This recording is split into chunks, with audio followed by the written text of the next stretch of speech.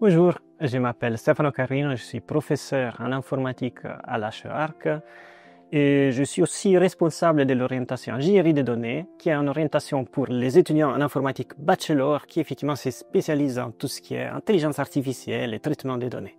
Alors, je m'appelle Jonathan Guerne, je suis assistant de recherche ici à la Haute École Arc depuis 3 ans et demi maintenant. Je suis plus spécifiquement dans le laboratoire d'analyse de données.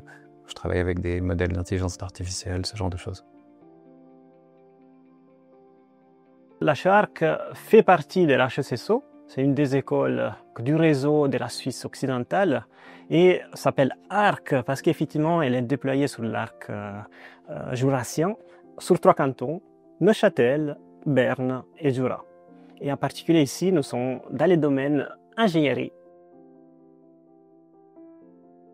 L'idée du projet, elle est née en réponse au grand potentiel qu'il y a derrière les modèles de chat très communs qu'on peut voir aujourd'hui en se baladant sur le net, ChatGPT, Gemini, ce genre de choses, qui ont un potentiel qui est vraiment énorme, il ne faut pas se le cacher, mais qui vient avec des risques ou en tout cas des incertitudes liées à cette technologie.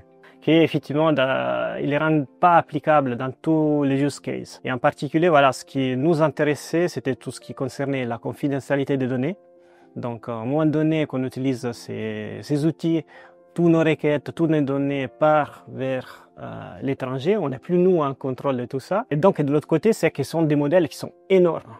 Donc, ils consomment énormément de ressources. Ils ont besoin des bâtiments entiers, des calculateurs, des machines pour pouvoir répondre à des requêtes. Donc, concrètement, HECSO GPT est un outil basé sur cette technologie qu'on appelle en anglais Large Language Model, donc des modèles de langage larges qui sont des neural networks. Mais de le faire pleinement localement, c'est-à-dire de le faire dans un environnement dans lequel toutes les interactions seraient contrôlées. Et donc, notre idée, c'est effectivement d'explorer les limites et les forces de ces modèles plus petits, mais dans les cadres ciblés de l'enseignement. Donc, l'avantage principal de notre solution, c'est de donner aux étudiants de l'autonomie. Parce qu'effectivement, l'outil que nous avons développé permet aux étudiants de charger leur propre matériel d'un cours, des matières qu'ils sont en train d'étudier, et demander à l'intelligence artificielle des questions précises par rapport à leur plan de formation, leurs cours qu'ils sont en train de suivre. Quand ils vont chercher une réponse à une question qui se pose pour un cours particulier, par exemple, ils auront la certitude que la réponse, elle provient des présentations, des slides qu'ont mis en place l'enseignante ou l'enseignant. Donc, de l'autre côté, pour les enseignants, l'avantage, c'est qu'eux, ils ont la maîtrise de la matière qui est partagée avec les étudiants. Tous les cours qu'ils donnent, ils savent qu'ils vont rester dans les serveurs de l'école ou de l'HECSO. Ça force un cadre qui permet de garantir qu'on a une information de qualité qui leur sera présentée et qui sera utilisée pour pouvoir générer ces réponses. C'est une forme de contrôle à quelque part.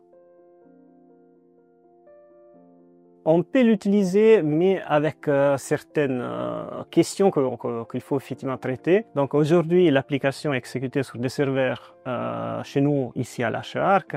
Mais effectivement, ça pourrait être très intéressant d'avoir ce même modèle déployé au niveau HECSO pour les rendre accessibles d'abord à tous les enseignants de HECSO. Et après, s'il y a quelqu'un depuis l'extérieur qui veut l'utiliser, nous sommes bien ouverts, bien sûr, de l'aider à mettre en pratique, à réaliser une application similaire à celle-ci. Stefano.carrino@hearc.ch